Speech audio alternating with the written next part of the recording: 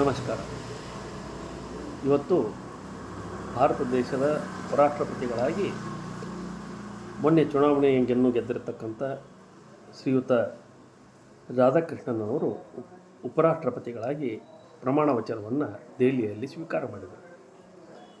ಈ ಕಾರ್ಯಕ್ರಮಕ್ಕೆ ಪ್ರಮುಖವಾಗಿ ಆಗಮಿಸಬೇಕಾದಂತಹ ಲೋಕಸಭೆಯ ವಿರೋಧ ಪಕ್ಷದ ನಾಯಕರಾಗಿರ್ತಕ್ಕಂಥ ರಾಹುಲ್ ಗಾಂಧಿಯವರು ಈ ಕಾರ್ಯಕ್ರಮಕ್ಕೆ ಬರದೇ ಇರುವುದು ಭಾಳ ನಾಚಿಕೆಗೇಡಿತನದ ಸಂಗತಿ ಅಂತ ನಾನು ಹೇಳಲಿಕ್ಕೆ ಇಷ್ಟಪಡ್ತೇನೆ.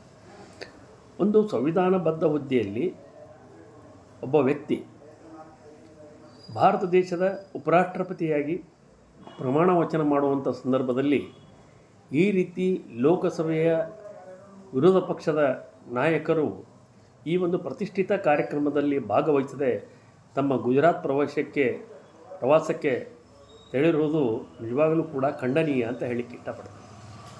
ತಮ್ಮ ಜೇಬಿನಲ್ಲಿ ಸಂವಿಧಾನವನ್ನು ಇಟ್ಟುಕೊಂಡು ಸಂವಿಧಾನಕ್ಕೆ ಕೇಂದ್ರ ಸರ್ಕಾರ ಗೌರವವನ್ನು ನೀಡ್ತಾ ಇಲ್ಲ ಅಂತ ಹೇಳಿ ಬೊಬ್ಬೆ ಹಾಕುವ ರಾಹುಲ್ ಗಾಂಧಿ ಅವರಿಗೆ ಒಂದು ಸಂವಿಧಾನಬದ್ಧ ಹುದ್ದೆಯಲ್ಲಿ ಒಬ್ಬ ಪ್ರಮುಖ ವ್ಯಕ್ತಿ ಪ್ರಮಾಣ ವಚನ ಸ್ವೀಕಾರ ಸಮಾರಂಭದಲ್ಲಿ ಭಾಗವಹಿಸಬೇಕು ಅಂತಕ್ಕಂಥ ಒಂದು ಸಾಮಾನ್ಯ ಅರಿವು ಇರದೇ ಇರುವುದು ನಮಗೆಲ್ಲರಿಗೂ ಕೂಡ ನಮ್ಮ ದೇಶ ಎಂಥ ವಿರೋಧ ಪಕ್ಷದ ನಾಯಕರನ್ನು ಹೊಂದಿದೆ ಅಂತಕ್ಕಂಥ ಒಂದು ಯಕ್ಷ ಪ್ರಶ್ನೆಯನ್ನು ಉಂಟು ಮಾಡುತ್ತೆ.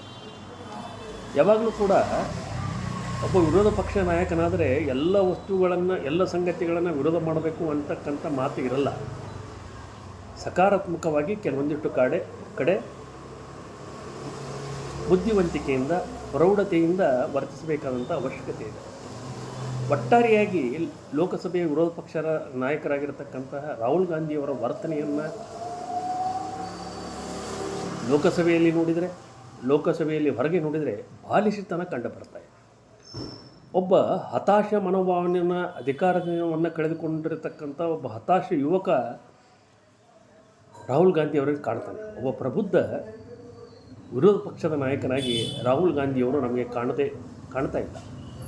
ಸಂವಿಧಾನಕ್ಕೆ ಗೌರವವನ್ನು ಎಲ್ಲರೂ ಕೊಡಬೇಕಾದಂಥ ಭಾರತ ದೇಶದ ನಾಗರಿಕನ ಪ್ರತಿಯೊಬ್ಬನ ಆದ್ಯ ಕರ್ತವ್ಯ ಅದು. ಆದರೆ ಒಬ್ಬ ವ್ಯಕ್ತಿ ಸಂವಿಧಾನಬದ್ಧ ಹುದ್ದೆಯಲ್ಲಿ ಪ್ರಮಾಣ ವಚನ ಸ್ವೀಕಾರ ಮಾಡುವಂಥ ಸಂದರ್ಭದಲ್ಲಿ ವಿರೋಧ ಪಕ್ಷದ ನಾಯಕನಾಗಿ ನೀವು ಆ ಕಾರ್ಯಕ್ರಮಕ್ಕೆ ಆಗಮಿಸದೆ ಗುಜರಾತಿಗೆ ಹೋಗುವುದು ಇದು ಸರಿಯಲ್ಲ.